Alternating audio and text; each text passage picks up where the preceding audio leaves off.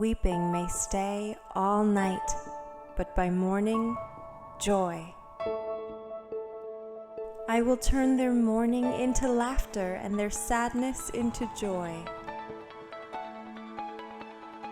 Let me hear joy and celebration again. I have said these things to you so that my joy will be in you and your joy will be complete. When they saw the star, they were filled with joy. Do not be afraid. We bring you good news of great joy for all people.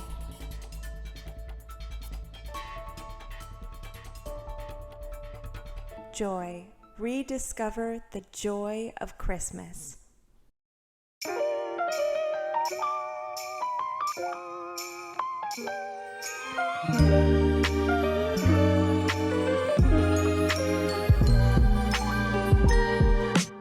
It seems like over the past few years, there has been story after story after story of people who are famous or influential in some way falling from grace.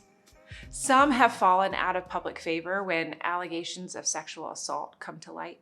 Folks like Harvey Weinstein, Kevin Spacey, some members of Congress. The hashtag #MeToo and hashtag #ChurchToo movements have brought to light all kinds of abuses of power and influence. Some have experienced their downfalls in other, more surprising ways. About a month ago on Twitter, there was some drama. Now, I know a lot of you don't mess with Twitter, but there are times that it's kind of the best. Last month, Elon Musk succeeded in purchasing Twitter for $44 billion, and it went, well, about as well as I expected it to. Previous to his purchase, certain folks could be verified, which means that their identity was confirmed. And this is really important for things like press releases, news, and credible information. So if you're reading something from President Biden with the handle @POTUS, you want to make sure it's really him, right? That blue check next to his name indicates that this account has been inspected, and it really is the president or his staff who's tweeting from that handle. Well, in the first week, Musk launched a program which allowed people to purchase verification for $8 a month. Lots of people projected that this would be a bad idea, and it was. But I was also eager to see whatever chaotic good Gen Z would wreak, and I was not disappointed. Quickly, fake accounts sprung up, and in a way, the misinformation served to expose what might be a worse truth. So for example, Eli Lilly and Company is a major American distributor of insulin. A fake account tweeted this: "We're excited to announce insulin is free now," forcing the real Eli Lilly Twitter account to tweet a rebuttal to clarify that they were still charging for insulin. And this whole debacle actually caused their stock to plummet.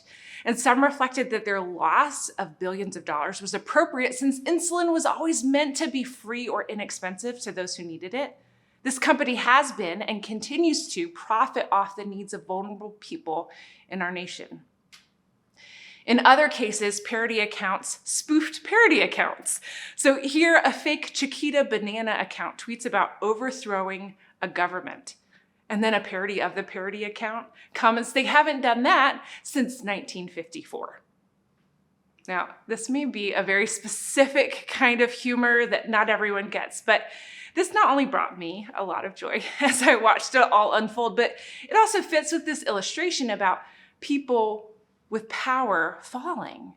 So look at these two. There's a fake Tesla account that tweets, "We will be offering 10,000 vehicles to support the Ukrainian military. Our cars are the most advanced explosive devices on the market." Because, Teslas explode. Or Starbucks just found about workers' rights. Sounds fake. Because Starbucks is trying to keep their employees from unionizing. And there's this sort of repeated pattern within many of these stories. It's a pattern of people with power being humbled, being brought down in sometimes dramatic ways. And I find myself feeling a little bit of joy at this. Like, the Twitter debacle really made me laugh so much. And I'm not entirely sure if that's a good thing. Maybe you struggle with this too sometimes. So turn to someone or put it in the chat. Do you find yourself feeling joy at the downfall of people in power sometimes?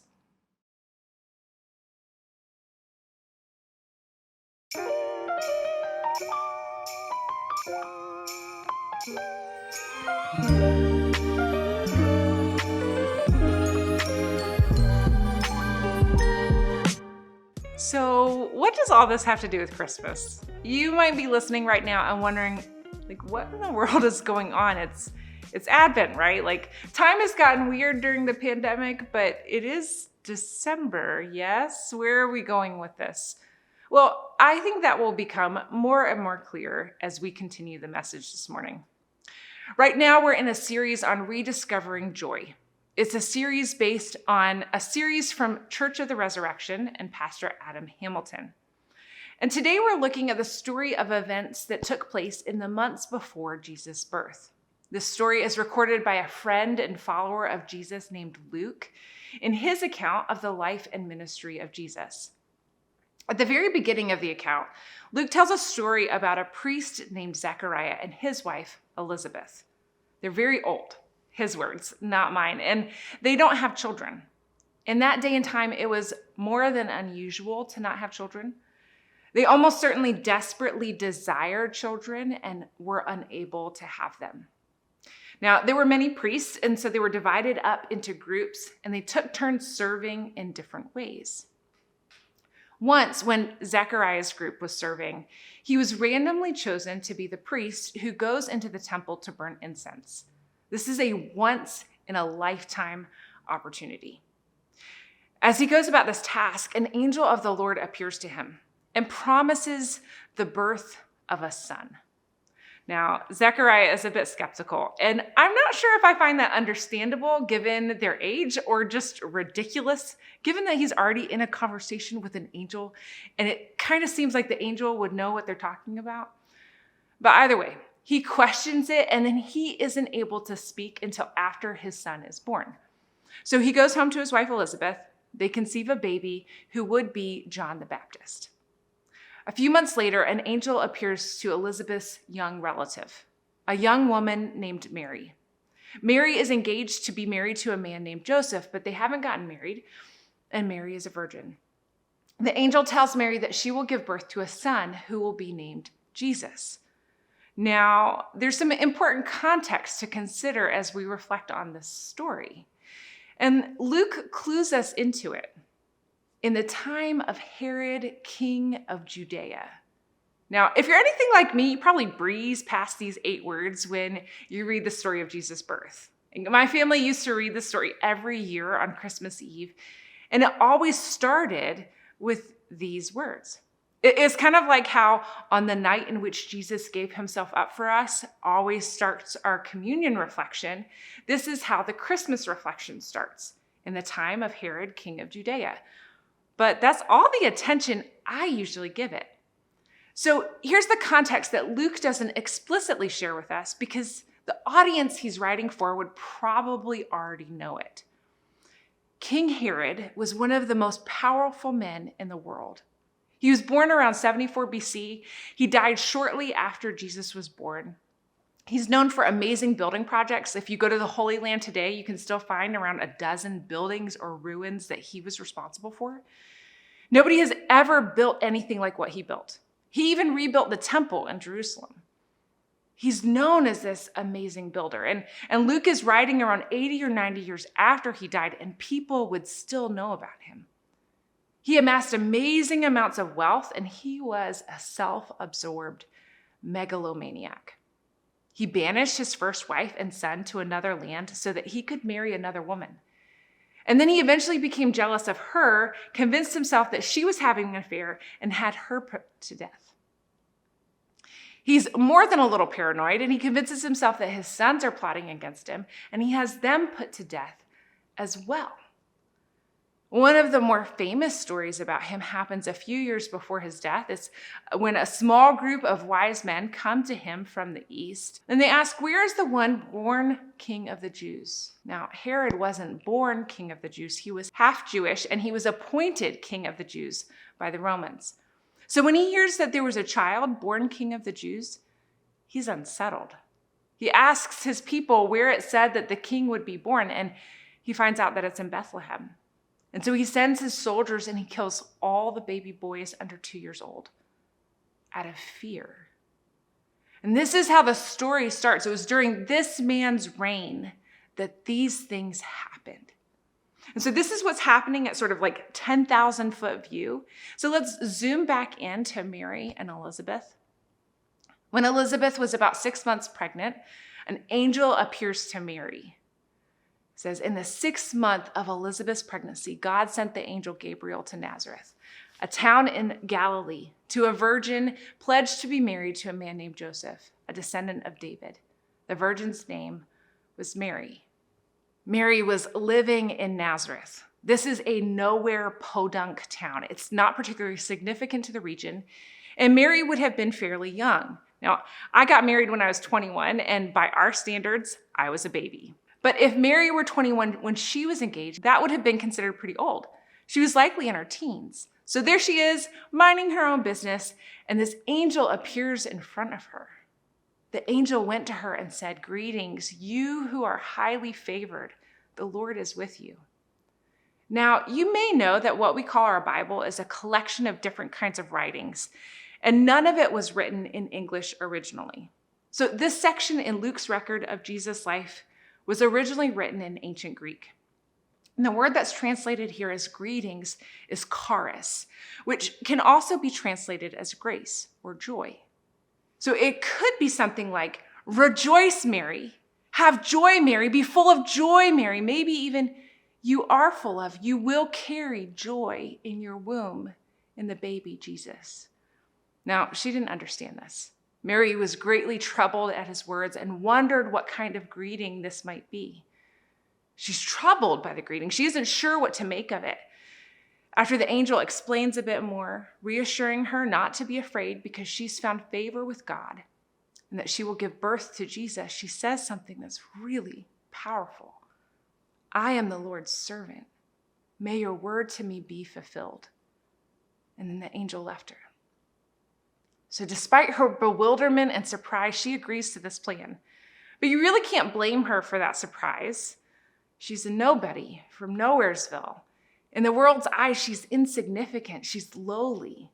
She hasn't achieved anything. She's not wealthy. She's young. She probably has some maturing to do. She doesn't have any influence. And yet this is standard operating procedure for God. We see this over and over in the writings of Scripture. Most of us would expect that if a king were to be born, he would be born to another king. Most of us, when seeking out influence, would go to someone more like King Herod than Mary. But God calls Abram and Sarah, 2 old and childless people, to be the parents of the people of God. God liberates a group of enslaved people in Egypt who become God's people. God calls Moses, a man who was on the run from murder, to be the liberator of those people in Egypt. God calls David, the youngest and scrawniest son in his family, to become king of Israel. God calls Zechariah and Elizabeth, 2 old and childless people, to be the parents of John the Baptist. God calls Mary, a teenager from Nowheresville, to be the mother of the Messiah.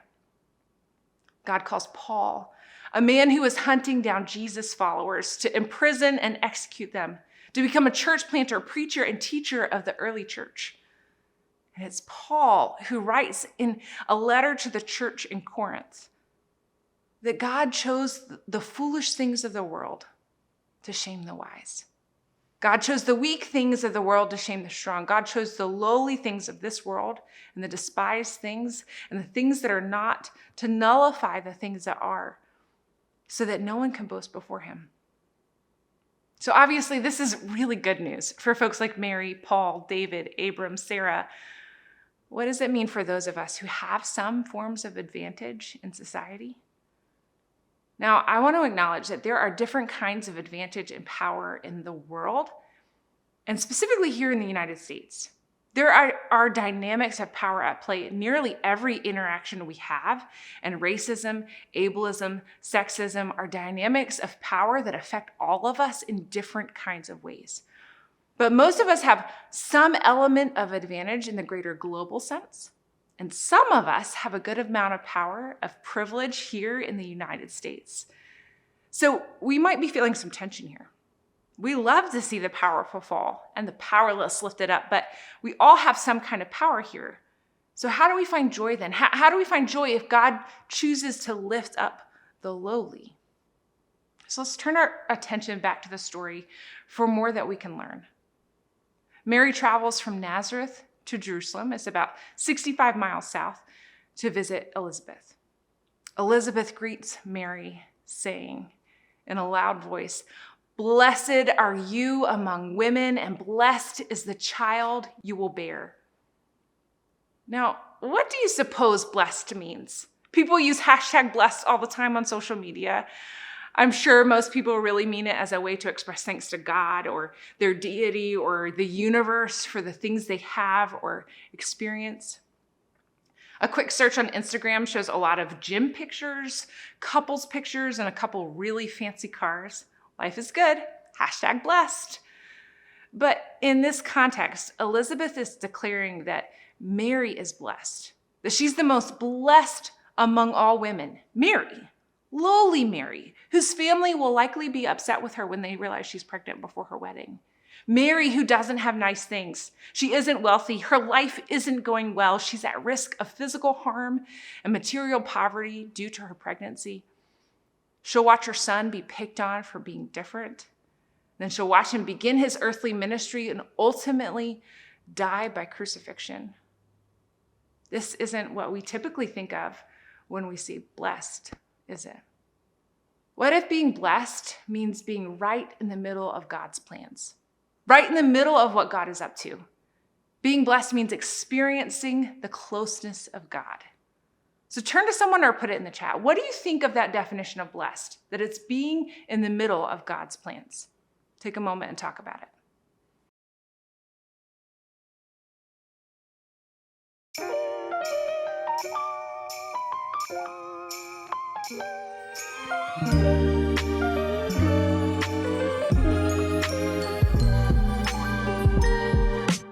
Some good news here. We don't have to understand God's will to be in the middle of it. We don't have to understand God's will to be yielded to it. And I believe this is actually our first clue to finding joy this Christmas. It's join God's work. We know that God is working around us. We know that the Spirit is at work in our communities, our neighborhoods, our neighbors, long before we get there. So look for the places God is already at work and join God there. See, at the end of her visit with the angel, what we call the Annunciation, Mary says, "I am the Lord's servant. May your word to me be fulfilled." And this can be our response to God's work in our lives as well. This is the first step to rediscovering joy this Christmas. So Mary has been pondering all of this. She's been processing it and reflecting on it. And we can speculate that this was a difficult topic to talk about. She may not have had many people in her life that she had told or who believed her about her encounter with the angel. And then when Mary arrives to Elizabeth's house, Elizabeth greets her and joy abounds. The baby in Elizabeth's womb, who would be John the Baptist, leaps inside of her. The implication being that John the Baptist recognizes that Mary is carrying Jesus, the Messiah. Elizabeth is a safe person to talk to. And so in response to all this, Mary reflects in what might be a song.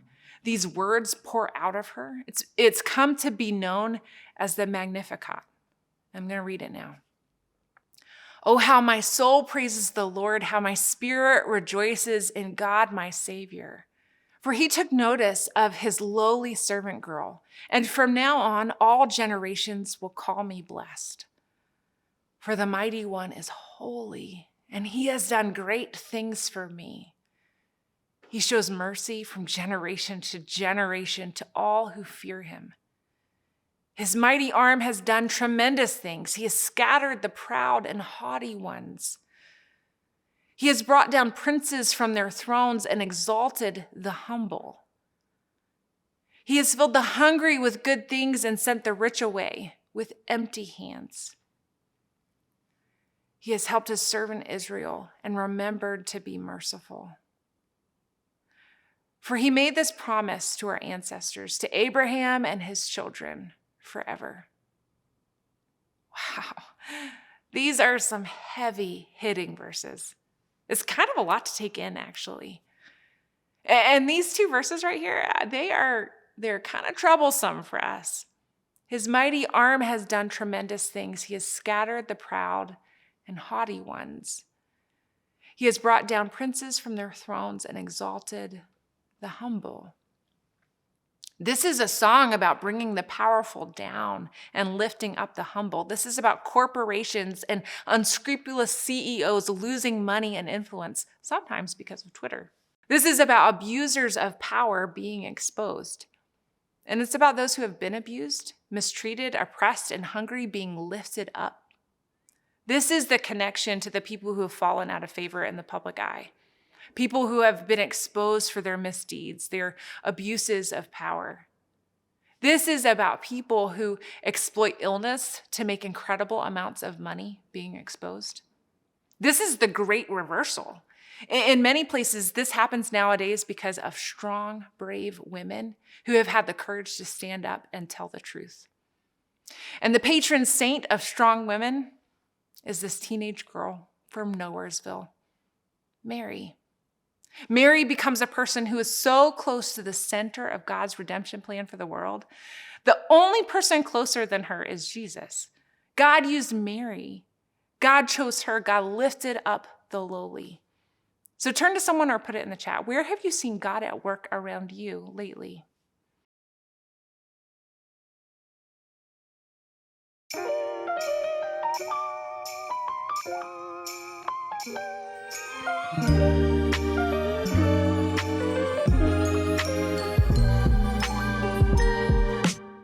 So our first clue to find joy this season is to join God's work. And our second clue is to humble yourself. James writes this advice in a letter: humble yourselves before the Lord and he will lift you up. There's a book called Good to Great that examines the characteristics that set truly great businesses apart. The things that set the leaders of truly great businesses apart. And here's what they found. In leaders of truly great businesses, there's a paradoxical mix of personal humility and professional will. These leaders have an intense drivenness to succeed on behalf of the company and their employees, as well as a personal humility, because pride and hubris will likely lead to failure. When we stop making it all about us, when we look outside of ourselves outward to bless others, as long as we make it all about ourselves, we're going to find that we're often miserable. Somehow we find joy in the midst of that. Paul, a follower of Jesus and the author of much of the New Testament, puts it this way: make my joy complete by being like-minded, having the same love, being one in spirit and of one mind. Do nothing out of selfish ambition or vain conceit. Rather, in humility, value others above yourselves, not looking to your own interests, but each of you to the interests of others. So one way to define humility that's particularly helpful for this idea is that humility is not thinking less of yourself, but thinking of yourself less. So right now we're not talking about thinking badly about yourself. No, you're a child of God, loved by God. But I'm going to think about myself less often. I'm going to think about the people around me more often. That's what humility looks like. And what we find is that God lifts us up and uses us for God's purposes when we humble ourselves. So when we want to rediscover joy this Christmas, we look for ways to join God's work. We humble ourselves. And finally, we learn to practice generosity. Mary says this: he has filled the hungry with good things and sent the rich away with empty hands. God has filled the hungry with good things. Not with throwaway canned foods that people use to get free entry to the state fair. I showed this to some of our teaching team, and one of them said, I happen to like canned salmon. So just keep in mind that what sits at the back of my pantry may not be what sits at the back of yours, and that's okay. But God doesn't fill the hungry with the food at the back of the pantry. No, the hungry are filled with that good food, that nourishing, filling food, the kind that makes you push back from your chair at the table, pat your stomach, and just grunt in satisfaction. He fills the hungry with good food. Now, my guess is no one here would say they're rich, right? Rich is always just a little bit beyond where I'm at, right? But consider this. The average household income in the developing world is $3,000 a year. But the average household income in the United States is 20 times that, $60,000 a year. And I know there are people here who make less than that and people who make more than that. But wherever you are in relationship to our national average, in a global sense, we're likely all part of the rich. So what does that mean? That he sent the rich away empty.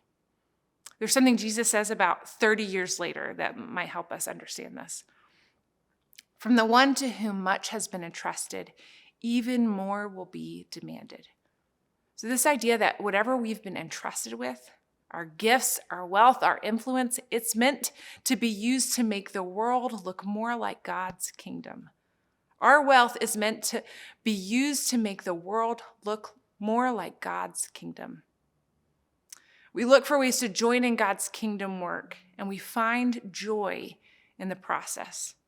We humble ourselves before God, and we find joy in the process. We learn to practice generosity, to look for those who are in need and to be part of helping, to come alongside of them so that they find joy and we find joy with them in the process. Last month, you heard stories from folks who have been changed by giving during the Christmas offering and those who have been impacted by your giving. You heard from Principal Bowden from Mount Hope STEAM School and Roger Honeycutt, from the owner of the Mr. Clean Car Wash in Potterville that we partner with there for our Christmas offering challenge. And I want you to know that there are so many more stories that we couldn't share.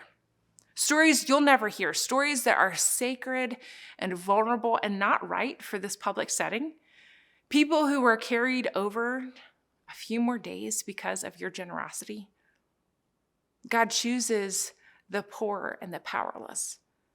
But he also chooses and uses those who look to join God's work, who humble themselves and who are generous. And somehow we meet each other's needs and together we find joy. This is the word from Mary's Magnificat today.